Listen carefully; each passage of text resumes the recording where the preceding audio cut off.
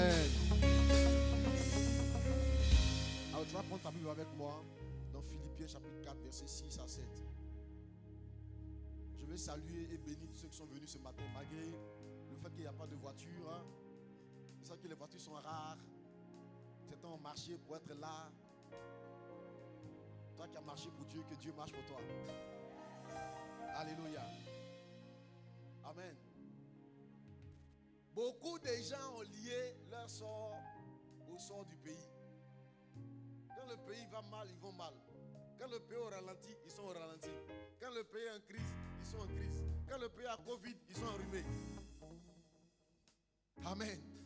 Élie était un homme de la même nature que nous. Mais en pleine famine, il a été nourri pendant 3 ans.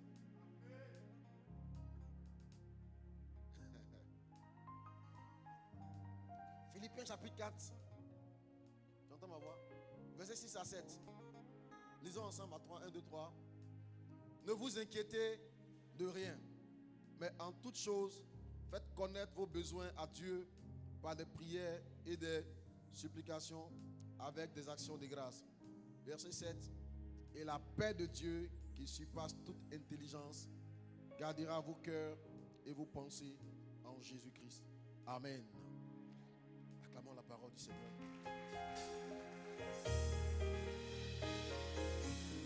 On peut s'asseoir, s'il vous plaît.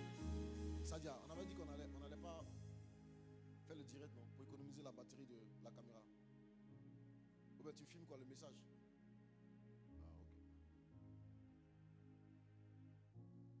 ok. Alléluia. J'ai beaucoup de choses à te dire, mais est-ce que tu es prêt à entendre ça? Jésus dit, j'ai encore beaucoup de choses à vous dire. J'ai beaucoup de choses à te dire ce matin. Beaucoup de choses. Beaucoup. I have many things to tell you today. Are you ready? Are you here today? Say amen. Hallelujah. Ne vous inquiétez de rien, mais en toute chose, en toute situation, faites connaître vos besoins à Dieu par des prières et des supplications, avec des actions de grâce. Alléluia. Avec des actions de grâce. Dieu dit en toute chose, tu dois faire connaître tes besoins à Dieu. En toute situation, quels sont tes besoins? Qu'est-ce que tu veux que je fasse? C'est la question que Jésus posait souvent aux gens. Que veux-tu que je fasse pour toi? Si le Seigneur t'apparaît aujourd'hui et te dit, ma fille, qu'est-ce que tu veux qu'il fasse pour toi? Tu vas répondre quoi?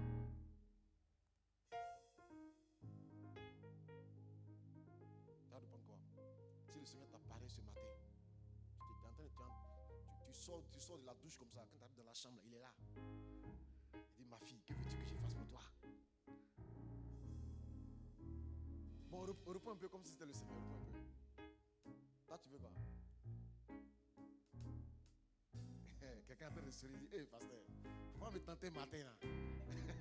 Pourquoi me provoquer matin là? Alléluia. En toute chose, faites connaître vos besoins à Dieu. Vos besoins. L'homme a des besoins. L'homme a d'énormes besoins. L'homme a des besoins matériels. L'homme a des besoins. L'homme a toutes sortes de besoins. On a besoin souvent d'argent, n'est-ce pas? Et souvent on a besoin d'argent pour quelque chose. Donc en réalité ton besoin c'est pas l'argent, c'est la chose que tu veux. Tu as besoin d'argent pour payer ton loyer. Tu vois? Donc en fait tu as besoin que ton loyer soit réglé. Tu vois? Mais quand toi tu vas prier, tu vas dire à Dieu, Seigneur donne-moi l'argent.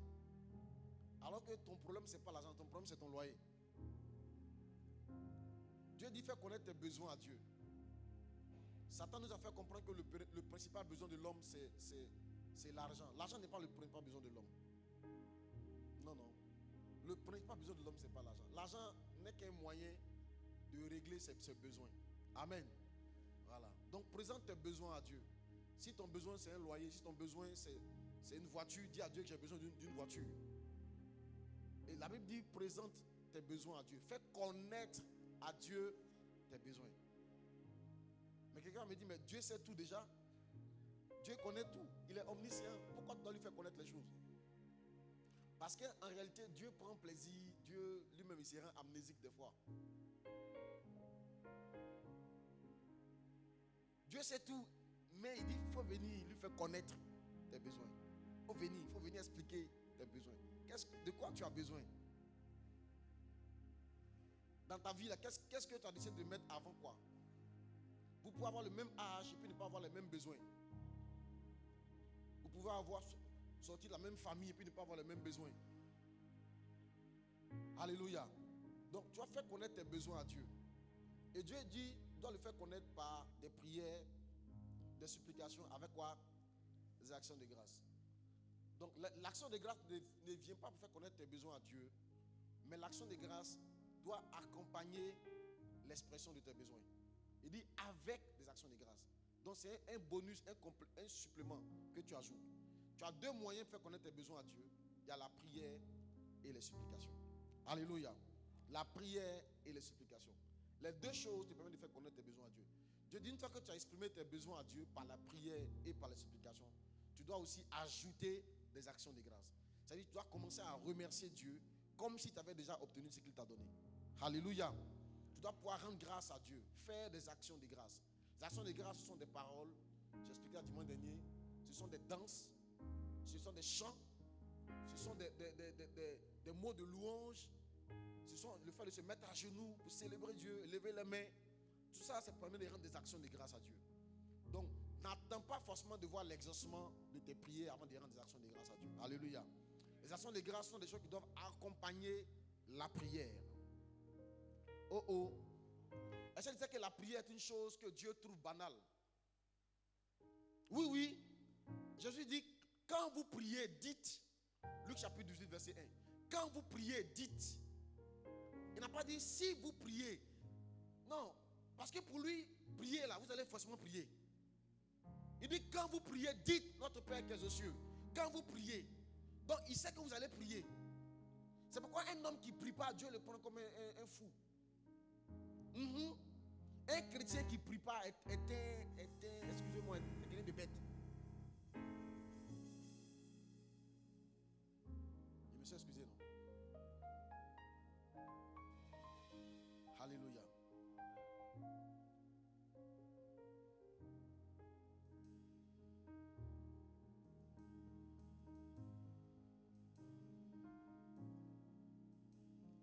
Amen.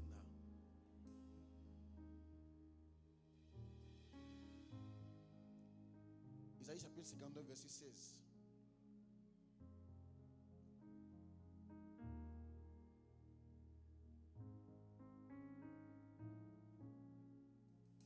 Dieu dit, il voit qu'il n'y a pas un homme. Il s'étonne de ce que personne n'intercède. Donc Dieu même là, en principe sait toutes choses, mais il y a des choses sur la terre qui l'étonnent. Quand il voit ta vie, tu as des besoins, et puis tu ne pries, il est étonné. Quelqu'un qui a des besoins qui ne prie pas, qui pense à son oncle, à sa maman, à son chéri, à son parent, à son cousin qui a baigne. Dieu dit lui-même, quand tu regardes là, il est étonné. Il s'étonne même que tu vives ta vie comme ça, sans prière. Un chrétien qui ne prie pas est un homme qui étonne Dieu. Dieu même il te regarde et puis il ne comprend pas. Il n'arrive pas à te cerner. Comment toi tu peux avoir des besoins et puis tu ne pries pas? Toi tu es malade et puis tu ne pries pas. Tu ne vas pas à l'école et puis tu ne pries pas. Tu ne travailles pas et puis tu ne pries pas. Tu es allé à l'école jusqu'à... Tu as pu attraper au moins un BTS.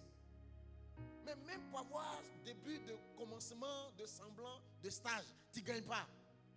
Dieu dit, il s'étonne. Il s'étonne. Il s'étonne. Tes enfants ne sont pas mariés. Elles sont là. Leur âge avance. Et puis, Dieu dit, il s'étonne que tu ne pries pas. La prière est une chose que Dieu trouve normale. Ça, Jésus dit, quand vous priez, dites notre Père qui est aux cieux. Il n'a pas dit si vous priez, si ça vous arrive de prier. Parce que pour lui, la prière, là, c'est normal. Vous avez affiché mon Luc 18. Il dit quand vous priez, quand vous priez. Parce que quand vous priez, quand vous priez. Quand vous priez. Parce qu'il sait que la prière, là, il s'est dit qu'un homme normal prie. Une personne qui a toute sa tête, toutes ses facultés, doit prier. Je vous assure.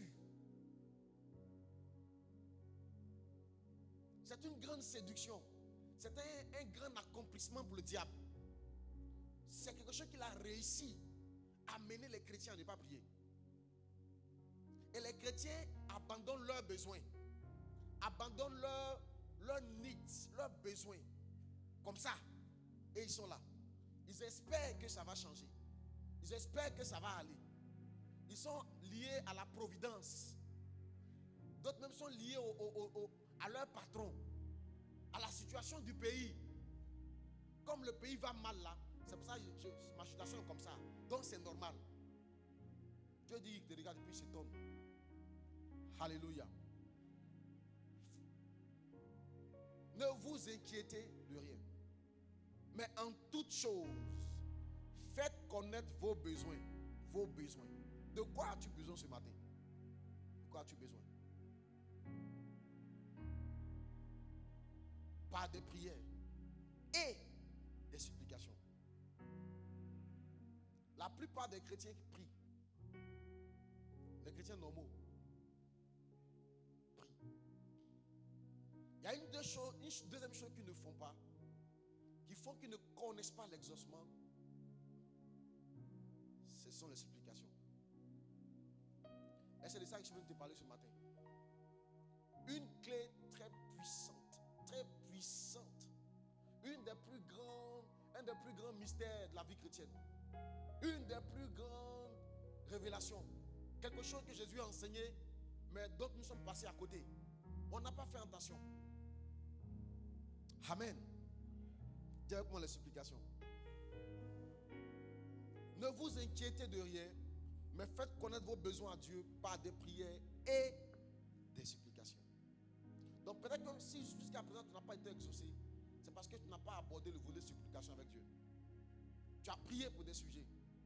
Mais je viens te dire, ajoute à ces prières-là des supplications. Luc chapitre 18, verset 1 à 8, raconte l'histoire d'une femme. Luc chapitre 18, à partir du verset 1. Jésus leur adressa une parabole pour montrer qu'il faut toujours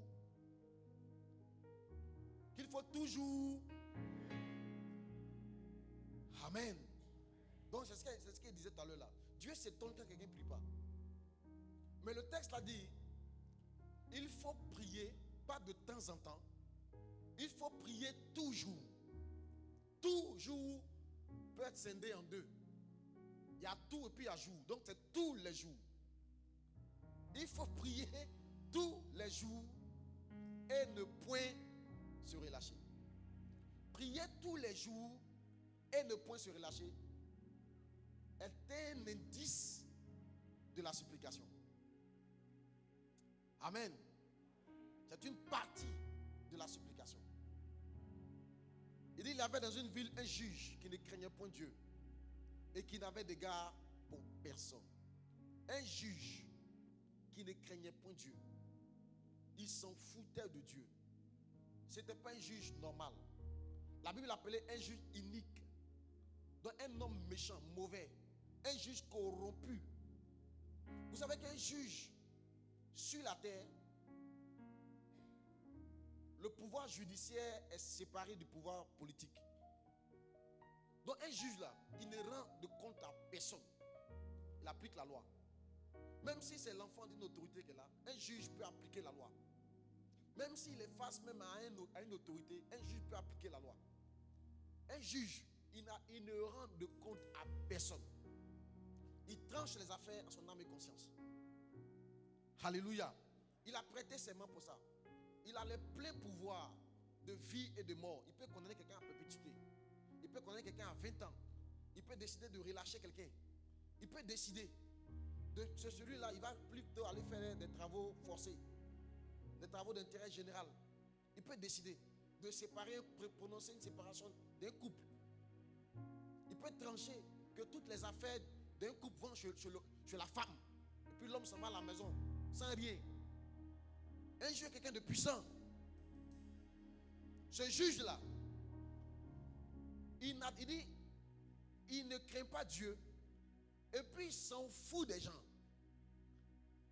C'est quelqu'un, il s'en fout. Il n'a pas pitié du pauvre, du malheureux. Il n'a d'égard, il ne rend compte à personne. Or, un homme normal, même s'il ne craint pas les hommes, parce que la société l'a rendu puissant au travers du droit, mais au moins à cause de Dieu, il y a des choses qu'il ne fait pas. Lui, en plus de faire qu'il ne rendait pas de compte aux hommes, il s'en fout de Dieu. Donc, il ne craint pas Dieu. Et il n'a d'égard, il n'a de respect, il n'a de considération, il n'a de compte à rendre à personne. Alléluia. Verset 3. Donc, ce juge-là existait dans la ville. Mais il y avait aussi dans cette ville une veuve. Dis avec moi, une veuve. Donc, une femme qui a perdu son mari. C'est une femme qui a perdu son mari. Et les veuves, c'était des personnes très vulnérables. Très vulnérables. Très vulnérables. Elle n'a aucun soutien. Elle n'a aucune aide. Le texte même explique qu'elle venait seule rencontrer le juge. Donc elle n'avait pas de parents. Elle n'avait pas d'aide. Elle n'avait pas d'un appui dans la ville. Ses enfants, peut-être étaient encore petits. Ou peut-être qu'elle n'a pas eu d'enfant. Mais en tout cas, elle n'a pas un enfant aussi puissant. C'était une femme livrée à elle-même. Elle était aussi dans la ville. Et elle venait lui dire, fais-moi justice de ma partie adverse. Verset 4. Pendant longtemps, il refusa. Donc cette femme, elle est venue le voir pendant comment? Longtemps. Elle n'est pas venue une seule fois. Elle est venue lui dire, fais-moi justice de ma partie adverse. Elle n'avait pas beaucoup de messages. Elle avait un seul message.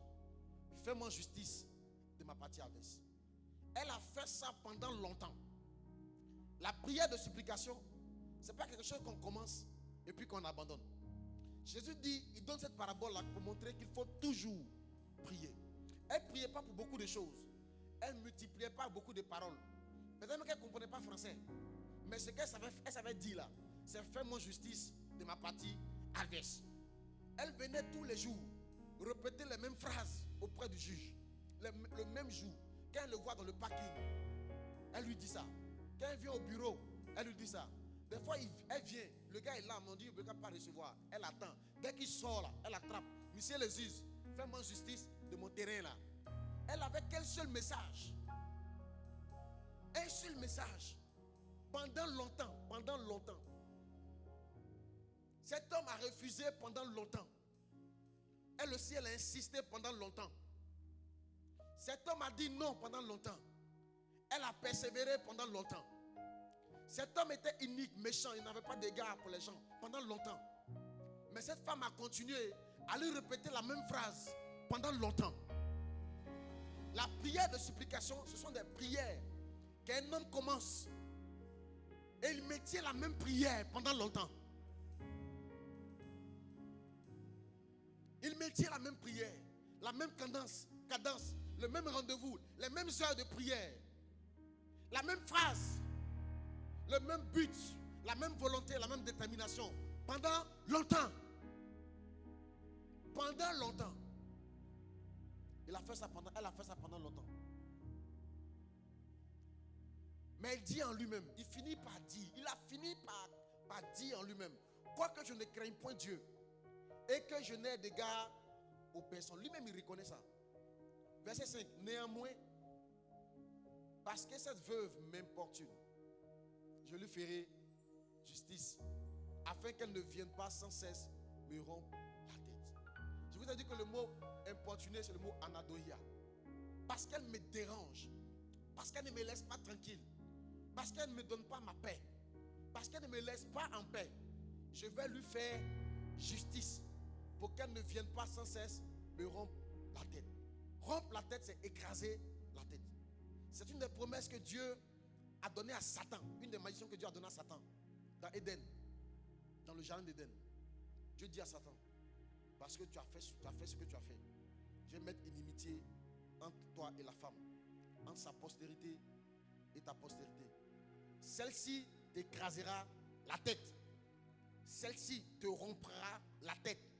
Et toi, tu lui mordras le talon. Écoutez-moi. celle-ci va t'écraser la tête. Et toi, tu vas lui mordre le talon. Entre la femme et Satan, il y a cette pacte-là. Entre la descendance de la femme, c'est-à-dire nous les hommes, et la descendance du serpent, donc les démons, les esprits méchants, il y a ce lien que Dieu a établi. Là, quand vous êtes là, ils sont décidés le verset là, et ils sont ailleurs. Allons dans Genèse. Amen. Alors je veux qu'il y ait un responsable pour prendre la comme chaque fois. Comme ça, vous les aidez à trouver le texte. Amen. Amen, amen, amen. Gloire à Dieu. Dieu dit à Satan, il dit, tu vas, parce que tu as séduit la femme, je vais mettre inimitié entre toi et elle, et entre sa postérité et ta postérité. Tu vas lui mordre le talon.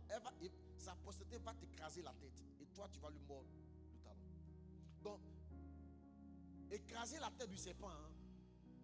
Écraser, marcher sur sa tête, l'écraser. Les démons ne meurent pas, mes amis. Les démons, on les écrase.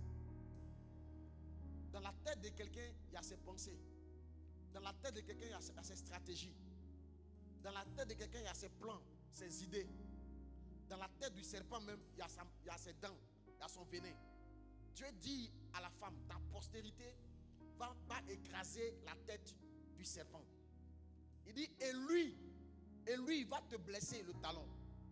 Donc, le conflit d'écraser et de blesser là, est un conflit permanent. La femme là, cette femme veuve dans Luc 18, elle partait chaque jour parler au juge méchant. Et le juge dit, il veut lui faire justice pour qu'elle ne vienne sans cesse me rompre la tête. Donc tous les jours, quand elle vient là, elle vient m'écraser la tête. Elle vient tous les jours. Tu dois tous les jours écraser la tête du serpent, tous les jours. Parce que dès que tu laisses naître, lui te mord, il te mord. Entre nous et les démons, il y a une affaire de morsure et d'écraser. Tu as donné à l'un le pouvoir d'écraser. Tu as donné à l'autre l'autorisation de mordre. Donc si tu n'écrases pas la tête, il va te mordre. C'est pour ça qu'un chrétien qui ne prie pas, le moment où tu relâches ta vie de prière, tu sens des attaques, tu sens des oppressions, tu sens des difficultés. Parce que lui, Satan, lui son rôle de mordre là seulement, il ne joue pas avec. C'est toi qui joues avec ton affaire d'écraser tête là. C'est toi qui joues avec ton affaire de prière. C'est toi qui joues pour toi. Il y a des jours où tu pries, il y a des jours où tu ne pries pas. La femme là, tous les jours, elle partait prier. Elle partait importuner Anadoïa, le juge méchant, tous les jours. Pour ne même pas qu'il ait le temps de relever la tête pour la mort. Tous les jours, elle écrase. Il dit pour ne pas qu'elle vienne sans cesse me rompre, m'écraser la tête. Tes prières écrasent la tête. Tes prières écrasent la tête. Donc le jour où tu ne pries pas, tu es en train de permettre à la tête du serpent de pouvoir se réveiller et de faire son travail. Te mordre tes enfants, mordre tes activités, mordre ton patron. Insérer dans son cœur un venin méchant contre toi. Insérer dans le cœur de ton mari des envies d'aller ailleurs. Le diable est tout le temps en train d'insuffler son venin dans le cœur, dans la vie des gens. Tout le temps. C'est son travail. Dieu lui a donné ce pouvoir-là de mordre et d'insuffler le venin. Mais à toi, il a donné le pouvoir d'écraser la tête. Donc le diable mord pas parce qu'il est diable, parce que toi, parce que tu laisses la tête vivre. Dieu dit, il s'étonne que tu ne pries pas. Il s'étonne. Des fois, il te regarde dormir la nuit, et puis il s'étonne. Il est étonné que tu dormes. Il est étonné. Et je vais te parler d'un type de prière très puissante qu'on appelle la prière de supplication. Alléluia. Philippiens dit, nous devons faire connaître à Dieu nos besoins par des prières et des supplications. Donc, toute prière doit t'accompagner de supplication. Le mot prière et supplication revient constamment dans la Bible. Constamment dans la Bible. Constamment. Comme si la Bible distinguait les deux. Prière et supplication. Amen. Amen. Le mot supplication en français vient du mot latin supplicare. Supplicare. Pour les Italiens, quoi. supplicare, qui veut dire implorer humblement. Implorer humblement. Alléluia. Implorer humblement. Les prières et les supplications. Matthieu chapitre 7, verset 7. Dit, demandez et vous recevrez. Cherchez et vous trouverez. Frappez. Tu es là, mais tu n'es pas là. Donc aide-moi. Frappez. Et on te frappera. C'est quoi, il est là? Hein? Alléluia. Amen.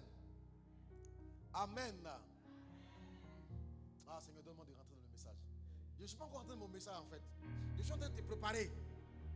Je veux implanter quelque chose en toi aujourd'hui. On appelle ça l'esprit de supplication. La supplication est quelque chose de puissant. Très puissant. Directement puissant. La supplication, c'est se faire petit. S'humilier. S'abaisser devant Dieu. Pour implorer sa miséricorde. La supplication est une clé très puissante pour vivre ce qu'on appelle la paix divine. Philippiens chapitre 4, versets 6 à 7. Il dit de faire connaître nos besoins par des prières de supplication et d'action de grâce. Verset 7, il dit, et la paix de Dieu, qui surpasse toute intelligence, va garder quoi? Vos cœurs et vos pensées. En quoi? En Christ Jésus. La paix de Dieu s'obtient par la supplication. Lorsque tu as des problèmes, vrais problèmes, même pas les petits là. Le jour où vraiment le problème est trop. Lorsque tu vas en mode supplication, tu vas te faire petit, t'humilier devant Dieu. Dans l'histoire de la dame, l'histoire de Luc 18 là, la Bible dit, elle partait chaque jour. Peut-être même des fois on lui parlait mal. Peut-être des fois on la chassait. Mais malgré l'humiliation, elle continuait. La supplication, c'est de dire, Seigneur, si tu ne me bénis pas, je ne te laisserai pas partir. Ce n'est pas juste des prières.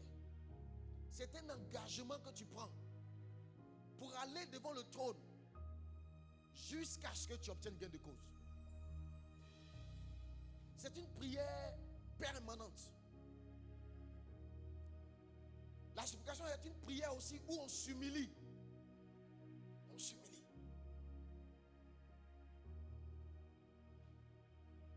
Alléluia. Hébreux chapitre 5, versets 7 à 9, nous dit que Jésus, en fait, de son vivant, il pratiquait la supplication. C'est lui, Jésus, qui dans les jours de sa chair, donc pendant qu'il était encore vivant, il était encore sur la terre. Pendant qu'il était encore sur la terre, dans les jours de sa chair, il est parti où? Hébreux 5, verset 7. C'est lui, Jésus, qui dans les jours de sa chair, ayant présenté avec quoi? De grands cris et avec larmes, des prières et des supplications à celui qui pouvait le sauver de la mort. Donc les prières de Jésus dans Gethsémani là, c'est des prières de supplication. Dans la prière de supplication, il y a des cris dedans. Il dit de grands cris.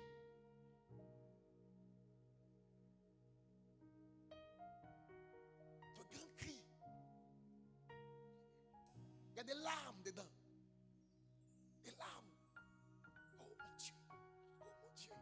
Souviens-toi de moi. Oh mon Dieu. Fais-moi grâce. Fais-moi justice de ma partie adverse.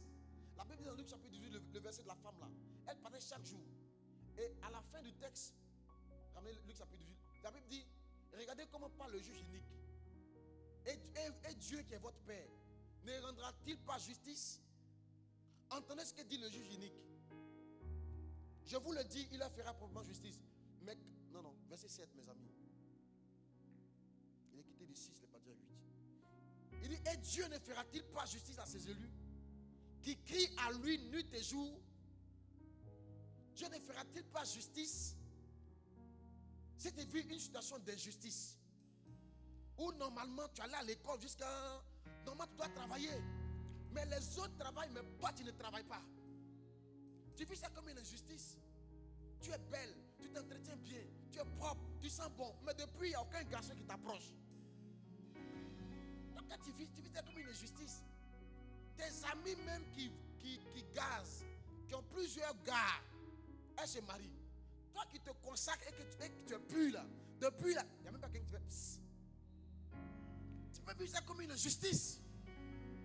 Tu dis Seigneur, c'est pas normal. C'est pas juste que je sois ton enfant et que je sois dans une telle pauvreté, alors que la Bible dit que de riche que tu t'es fait pauvre pour que moi je sois enrichi. Ce n'est pas juste. Quand la Bible dit que Jésus-Christ, il a porté nos maladies, pourquoi je dois encore porter la même maladie encore? Si le Seigneur a déjà porté la maladie, ce n'est pas juste. Il dit Dieu ne fera-t-il pas justice à ses élus? À quel type d'élu fera-t-il justice? À ceux qui crient à lui, qu'à quel moment? Nuit et jour. Ceux qui ne le laissent pas, qui n'abandonnent pas le sujet de prière là. La femme n'avait qu'un seul sujet. Je ne sais pas combien de sujets tu as, mais je vais te dire ce matin, n'abandonne pas ton sujet. N'abandonne pas ton sujet. Le mot élu, qui est là, veut dire qu'on t'a choisi. Hier, il y a eu élection. Celui qui a été élu, il ne s'est pas choisi lui-même. C'est quelqu'un d'autre qui est parti élire, qui est parti mettre son bulletin dans l'urne pour dire je te choisis comme le président de la République. Et à la fin, on dit voici le président élu. Voici celui qui a été choisi. La Bible dit Dieu t'appelle élu. Tu ne t'es pas élu. Tu n'es pas quoi? Élis toi-même. Tu n'es pas venu ici parce que tu étais trop bonne. C'est parce que tu es trop gentil que tu es ici. Il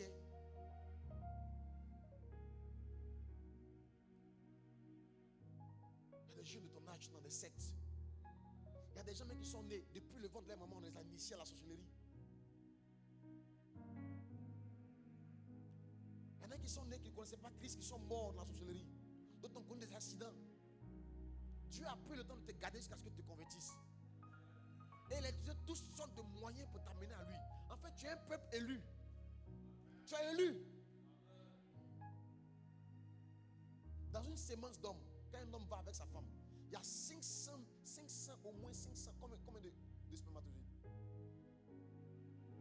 500 milliards de spermatozoïdes. 500 milliards, 500 millions, je ne sais plus. Mais dans ça, il y a un seul qui est élu. Qui va aller féconder l'ovule. Un seul. Tu es ici parce que tu as été élu.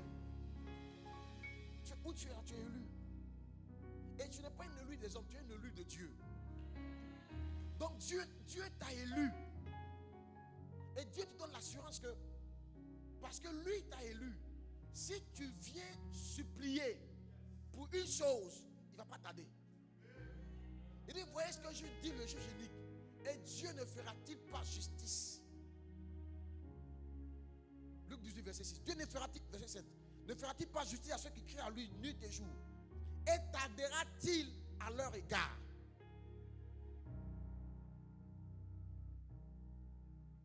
Mais le problème, tu abandonnes tes prières. Et puis tu ne vas pas en multiplication.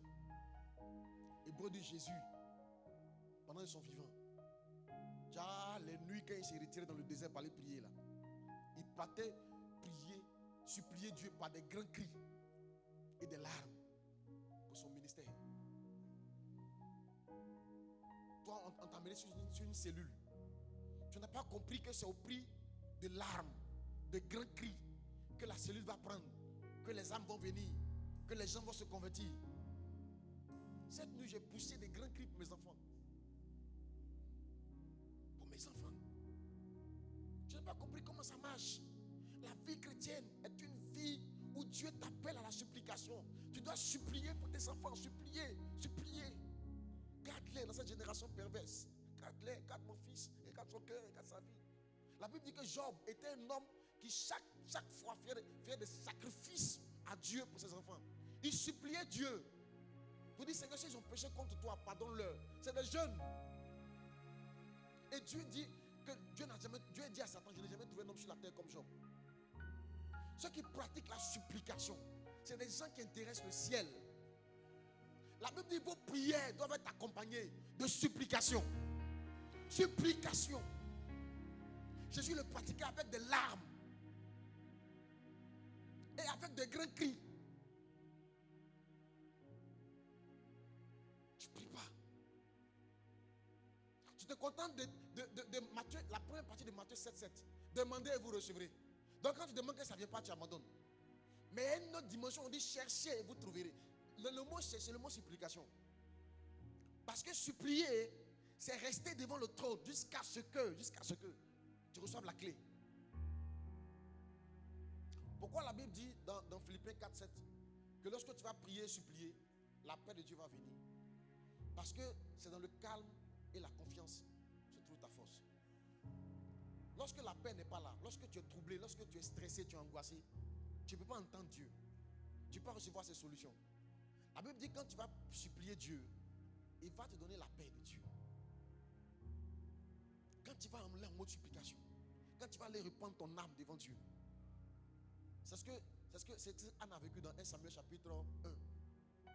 On raconte l'histoire de cette femme qui était mortifiée par sa coépouse parce qu'elle ne faisait pas d'enfant. Cette femme n'avait pas d'enfant. Et malgré le fait que son mari lui donnait la double portion de viande chaque fois qu'il faisait des sacrifices, elle n'était pas heureuse. Et sa coépouse la mortifiait. Sa coépouse l'humiliait.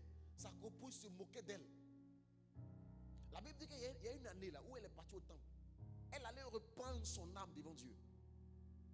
Elle est allée reprendre son âme devant Dieu. Devant Dieu. Elle a dit à Dieu, si tu me donnes un enfant, si tu donnes me donner un enfant, je vais le mettre à ta disposition. Chaque année elle montait. Il n'y a pas une année elle dit non, cette année je ne vais pas parce que quand je vais là, je ne vois rien. Chaque année elle montait. Chaque année. Malgré le fait qu'elle n'avait pas d'enfant, elle ne ratait pas les moments de célébration, les moments de prière. Elle allait d'elle-même devant le temple, elle-même. Elle a prié jusqu'à ce que l'homme de Dieu a pensé qu'elle était ivre. La Bible, qu'à un moment donné, elle n'avait plus de mots. Les mots ne sortaient plus de sa bouche. La supplication est quelque chose qui vient du cœur. La Bible, on voyait ses lèvres bouger, mais ses paroles étaient profondes dans son cœur. L'homme de Dieu a pensé qu'elle était ivre. Il dit, mais madame, il faut aller faire passer ton couteau là ailleurs. Il dit, non, il ne faut pas me traiter. Elle dit, non, pas me traiter comme une femme de mauvaise vie. Je suis une femme qui craint Dieu. C'est ma douleur et mon chagrin qui m'amène ici et qui m'amène à parler comme ça. J'ai prié jusqu'à ce que je n'ai plus de mots. Maintenant, je reprends mon âme. Elle était en pleurs, en larmes devant Dieu. Et regardez ce qui s'est passé. Verset 17. L'homme de Dieu lui dit, va en paix. Ah, la paix. Va en paix.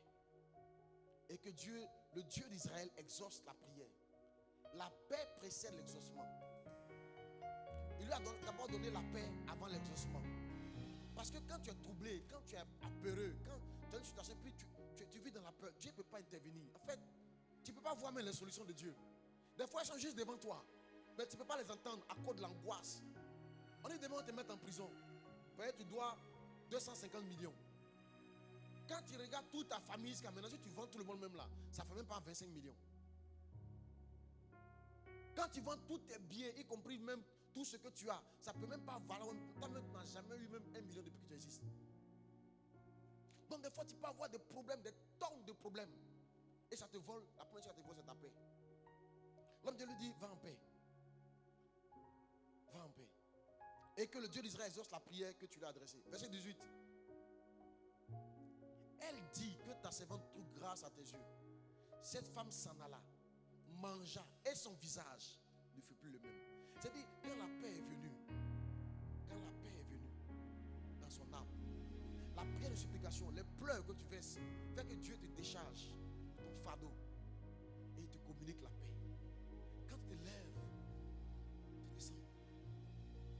tu te sens en paix. Dans la Bible d'Ésaïe, il dit c'est dans le calme et la confiance se trouve ta force.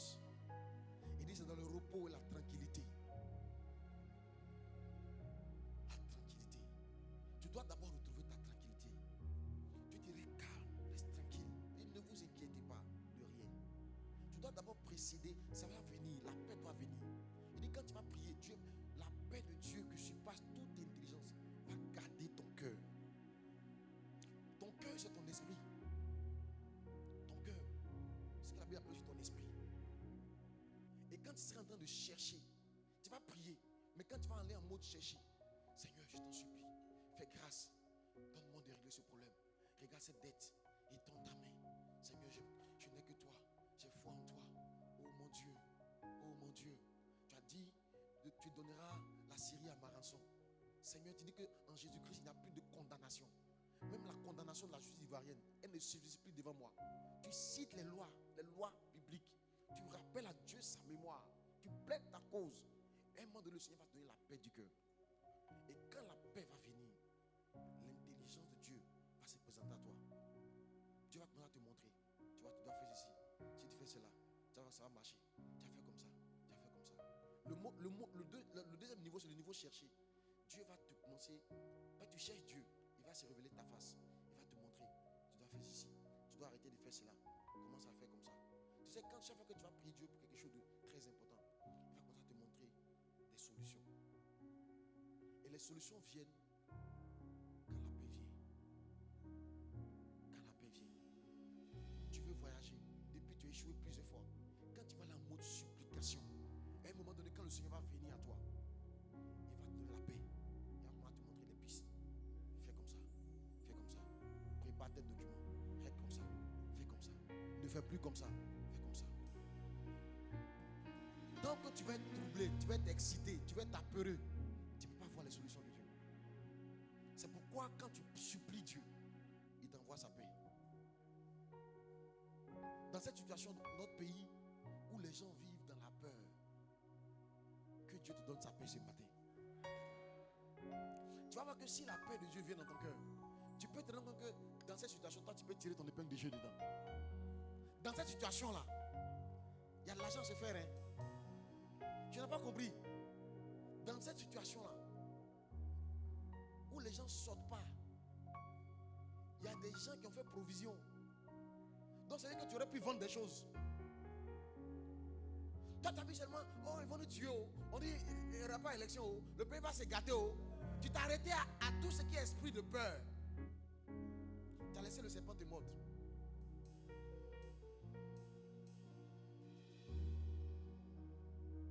Nous, les enfants de Dieu, nous, on marche dans la paix. On marche dans la paix. Supplie Dieu. Alléluia. Amen. La supplication est quelque chose de puissant. 1 Timothée chapitre 2 verset 1.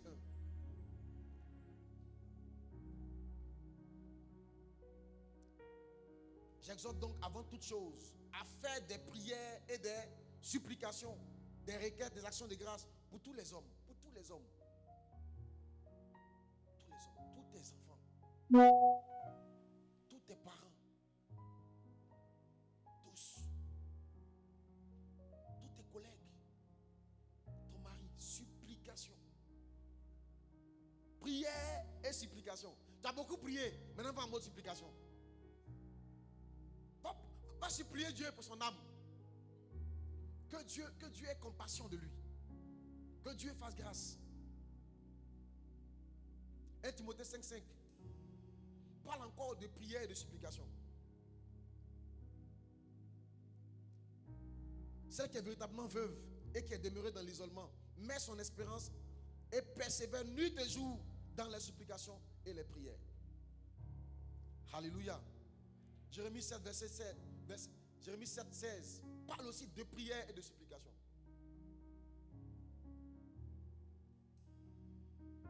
Et toi, n'intercède pas en faveur de ce peuple. Ne lève pas pour eux ni supplication, ni prière. Alléluia. Daniel 9, 3. Daniel dit que lui, Daniel, quand il a compris qu'Israël devait être délivré après 70 ans, il s'est mis en retrait pour faire des supplications à Dieu. J'ai tourné ma face vers le Seigneur Dieu afin de recourir à la prière et aux supplications. En jeûnant et en prenant le sac et la cendre. Il y a un volet humiliation dans la supplication. Se mettre à genoux devant Dieu. Se mettre à terre. Dans la loi juive, l'explication, les gens se prosternaient. Les bras étendus comme ça. Pleurer. Devant Dieu. Les pleurs font partie des supplications. Un jour, quelqu'un a demandé à un de ses amis bouddhistes, quand vous priez, vous dites quoi? Quand il dit non, en fait, nous pleurons. Il dit comment ça? Il dit tout ce que tu entends là, en fait, c'est des pleurs. Donc on se retrouve et puis on pleure. Mes amis, c'est puissant. Ça délibère une puissance. Jésus a pleuré, mes amis. Et la Bible dit, il n'a pas seulement pleuré devant le tombeau de Lazare. Hébreu dit, dans sa chair là, il se retrouvait par des cris et des pleurs. Il priait celui qui pouvait le sauver de la mort. Des grands cris et des pleurs. Donc même ces nuits de prière étaient des nuits de supplication. La veille du jour, il a choisi les apôtres, les 12 là. La Bible a passé toute la nuit à prier. Supplier Dieu.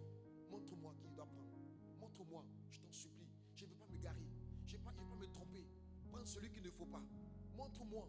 Montre-moi. Révèle-moi. Révèle-moi. Révèle-toi à moi. Montre-moi. Montre-moi. À genoux. À genoux. On pleure. Oh mon Dieu. Je ne vais pas me garer. Je vais aller dans un pays étranger. Seigneur, mets des anges sur ma route. Je t'en supplie. Là-bas, on dit les gens deviennent woubi. Oh Dieu, garde-moi de l'esprit de woubisme. Garde mon cœur. Seigneur, tu connais mon cœur. Mon cœur aime l'argent. Je t'en supplie que l'argent ne me prête pas. Je t'en supplie. Il y a beaucoup de séduction dans le ministère. Quand l'église va grandir, oh mon Dieu. Un jour, quelqu'un a dit, de pouvoir Kakou Sévérin, il pouvait prier toute la nuit jusqu'au matin. Pour dire, Seigneur, donne-moi l'humilité. Donne-moi l'humilité. Donne-moi l'humilité. Je t'en supplie. Donne mon cœur humble. Jusqu'au matin. Un seul sujet de prière. Jusqu'au matin. Ah mon cœur humble. Mon Dieu. Ah mon cœur humble. Toi tu es là, la colère te fatigue depuis longtemps. À cause de la colère même tu as perdu du travail. Tu as perdu même des fois même une bonne relation amoureuse à cause de ta colère. La colère t'a fait rater des marchés. Mais tu n'es pas conscient que tu dois aller en mode supplication. Pour que Dieu te délivre de cette colère. Pour que Dieu arrache cela de ta vie. Tu dois aller supplier. Passer des nuits. La Bible dit, Jésus le faisait par des grands cris et par des larmes. Pour dire, Seigneur, je ne vais pas grandir avec ça. Je ne vais pas finir avec ça.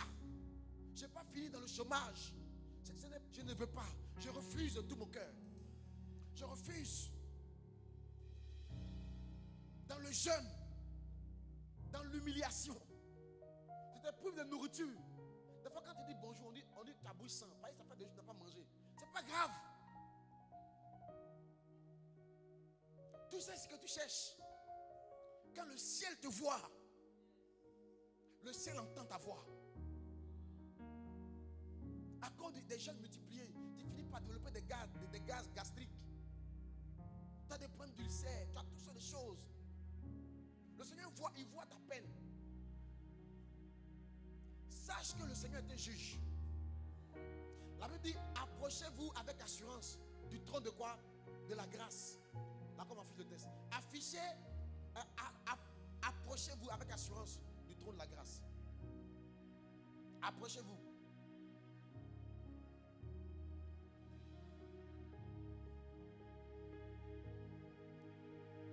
Hébreux chapitre 4, verset 16. Approchons-nous avec assurance du trône de la grâce, afin d'obtenir quoi? Miséricorde. Et de trouver grâce. Pour être quoi? Pour être secouru dans nos besoins. Donc pour être secouru dans nos besoins, la Bible fait connaître nos besoins à Dieu. Pour être secouru dans nos besoins, nous devons d'abord obtenir quoi? Miséricorde. Donc c'est ça demander à Dieu. Ça allait dire à Dieu, Seigneur, aie pitié de moi. C'est ça, aie pitié de moi. C'est ça la miséricorde. Fais-moi grâce. Je t'en prie. Je t'en prie. Fais-moi grâce. La vie de salaire du péché, c'est la mort. J'ai commis un péché, j'ai eu le VIH-Sida. Mais fais-moi grâce. Fais-moi grâce. Il dit, si vous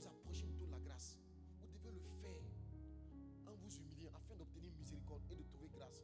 Dieu doit vous faire grâce d'abord avant de vous secourir. Dieu doit vous faire grâce d'abord avant de vous secourir dans vos besoins. Donc vos besoins passent par la grâce et par la miséricorde de Dieu. C'est pourquoi vous devez aller la chercher dans la supplication. Vous devez aller la chercher dans la supplication. Un homme qui n'intercède pas, qui ne supplie pas, qui ne s'humilie pas devant Dieu, il étonne le ciel. Cherchez et vous trouverez. Cherchez et vous trouverez. Et dit, vous me chercherez et vous me trouverez si vous me cherchez de tout votre cœur. Cherchez et vous trouverez. Prends du temps pour supplier Dieu pour ta situation. Prends du temps. Je n'ai pas le temps de te développer les 5 clés de la supplication. Mais l'une des clés, c'est le cri. Le cri vient du cœur. Le C de cri, c'est le cœur. C'est le cœur qui exprime son ras-le-bol. Le R, là, c'est le ras-le-bol. Ça passe par là. L'une des clés, c'est le cœur. La deuxième clé, c'est les larmes. On supplie avec les larmes. Jésus l'a fait avec les larmes. Les pleurs.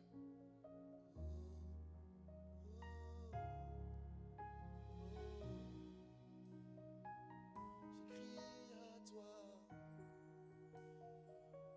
Toi seul. Mes amis, c'est trop puissant. Quand j'ai d'énormes challenges, quand je me trouve dans ma chambre et que je mets une petite musique, quand mes larmes commencent à couler, quand mes larmes commencent à couler, mon esprit est orienté vers Dieu. Et mes yeux sur lui. C'est mon cœur qui parle. C'est vrai, ma bouche parle, mais ça vient du plus profond de moi. Dans ces moments-là, sont des grands moments d'intimité pour moi. Des grands moments d'intimité. Je sens le Père se rapprocher parce qu'il voit son fils qui en pleure. Tous les parents, quand ils voient un enfant en pleurs, toutes les mamans, quand un enfant, son fils est en pleurs, elle va lui demander qu'est-ce qu'il y a. Qui t'a frappé? Il y a quoi? Tu as besoin de quoi? Le monde nous a appris que les garçons ne pleurent pas. Jésus a pleuré. Jésus a pleuré. Je veux que tu retrouves ton âme d'enfant quand tu es devant Dieu. Alléluia. Les pleurs, c'est puissant pour activer le ciel. Pleurs. Les gens là, ils disent que c'est autour, ils pleurent. Leur prière là, c'est pleurer. Quand tu passes, tu attends, en fait, c'est des pleurs. Alléluia. Est-ce que tu es prêt à pleurer devant le trône de Dieu? Alléluia. Donc les larmes sont puissantes. La troisième clé pour vivre l'explication, c'est la notion de jour et nuit. Cette veuve, elle venait jour et nuit. Jour et nuit. Les supplications sont des prières qu'on fait pendant le jour. Les jours, c'est le moment où tu es dans la lumière, où les hommes t'acclament, où tout va bien dans ta vie, où tu vois clair dans ta vie. Les supplications, c'est les choses qu'on fait pendant le jour. C'est le type de prière qu'on fait pendant le jour. Les supplications se font aussi pendant la nuit. Ça se fait jour et nuit. La troisième clé de la prière explication, c'est la prière qu'on fait jour et nuit. C'est la prière qu'on fait quand tout va bien. Et même quand les choses ne vont pas, on prie quand même. Il y en a qui prient seulement quand ça va. Il y en a qui viennent à l'église seulement quand ça va. Quand il n'y a pas d'élection. Quand on n'a pas annoncé que le pays va s'arrêter. Que nous tous qui sommes là, après le 25 octobre, notre vie est finie. Le pays va changer. Dieu va tuer certaines personnes dedans. Et puis nous tous là, nous on va vivre. Hey! Est-ce que tu as vu un seul passage de la Bible qui dit ça? Je tuerai tous les hommes après le 25 décembre 2025. Ceux qui ne sont pas de ton bord politique mourront. Hey! Qui t'a dit que Dieu est de ton bord politique? Bref. La quatrième clé de la prière d'explication, c'est la prière qui est fondée sur la parole de Dieu. Alléluia. La prédication, elle se fonde sur la parole de Dieu. La Bible dit de s'approcher devant le trône de la grâce. Donc Dieu est un mode justice. Et un mode justice. Et quand tu vas en justice, on ne va pas regarder si ce qu'on t'a fait là, si c'est ce qu'on t'a fait là, on t'a bien fait, on t'a mal fait. On va regarder qu'est-ce que la loi dit par rapport à ça.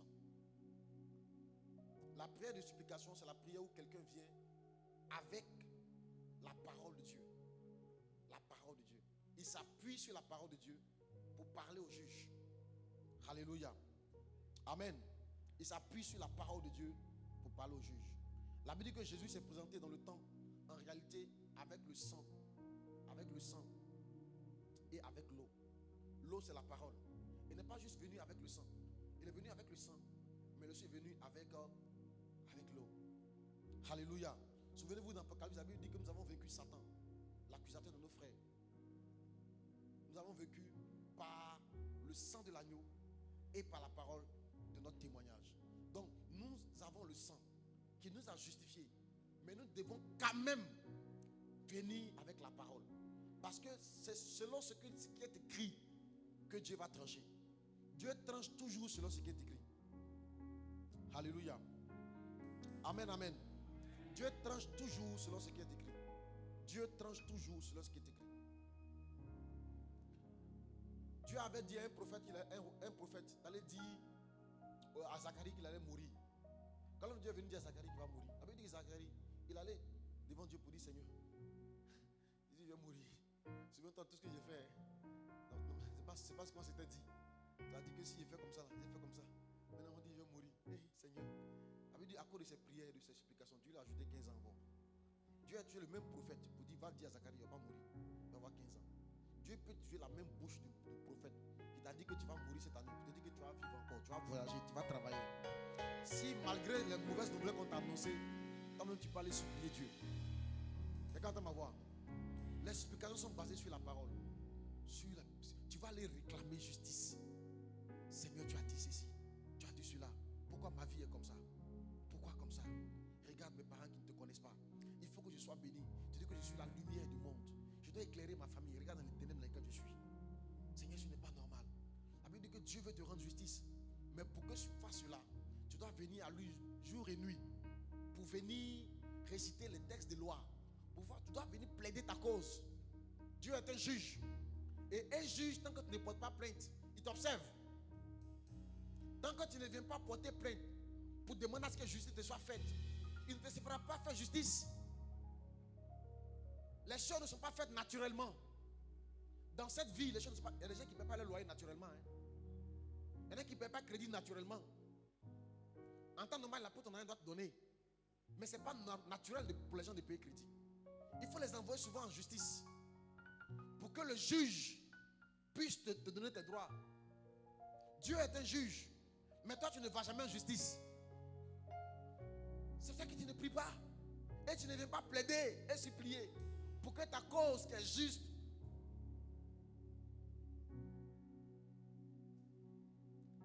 Et tu es là. Dieu dit, il s'étonne. Il est étonné même. Quand il voit ta situation, et puis il voit que ta bouche est fermée là, il est étonné. Alléluia. Est-ce que tu as compris mon message de ce matin? À compter d'aujourd'hui, ne te tais plus. La Bible dit, viens devant moi, plaide ta cause, rappelle ma mémoire. C'est-à-dire, rappelle-moi mes paroles, mes écritures, mes promesses. Viens me rappeler ça. Viens rappeler. Tu dis, mais lui, il sait tout, non? Mais c'est un juge. Un juge, il faut que tu viennes devant lui d'abord. Porter une plainte, expliquer une situation, pour qu'il puisse ordonner à quelqu'un de te payer ton loyer. Toi, le gars ne paye pas le loyer. Tu dis, mais de toute façon, Dieu sait. Mais c'est un juge. Il dit, approchez-vous avec assurance du trône de la grâce. Afin d'obtenir quoi? Miséricorde et de trouver grâce. Et d'être secouru.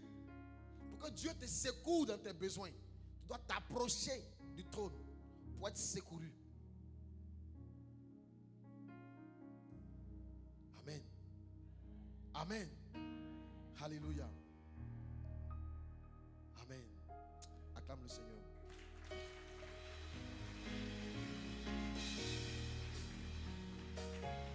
Alléluia.